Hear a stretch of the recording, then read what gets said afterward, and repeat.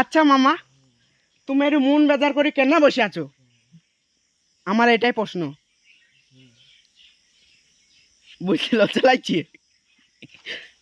ও, আমি বুঝতে পারছি তোমার মনটা কিসের লেগে খারাপ। তা মন খারাপ হবে না, বুঝতে লজ্জা লাগছে যে শ্বশুরের দেয়া জাঙ্গিটা ছিঁড়ে গেছে, তো মন খারাপ হবে না? কত করে ছিঁড়েছে গো ভাই, দেখে একবার তুললে হালকা একেবারে শ্যানটারা ছিঁড়ে গেছি জানো, তার লেগে দেখাতে লজ্জা করছে। আর মন খারাপ করে গাছতলায় একা বসে আছে। আস্তে আস্তে দেখছে তা কাবের মামা বসে কিসের লেগে, তা বলছে জাঙ্গে ছিঁড়ে গেছে জানিস, তার লেগে। তাই এইটাই আমার কাছে প্রশ্ন। আমরা ফোনপের স্ক্যানারটা আমি ফেসবুকে কমেন্টে দিয়ে দিব, তো পাইলে 200 টাকা দিয়ে জাঙ্গিটা কিনে দিও। হ্যালো গাইস, জাঙ্গিটা যেন 210 টাকা দিয়ে 85 টাকা জোগাড় করে দিও।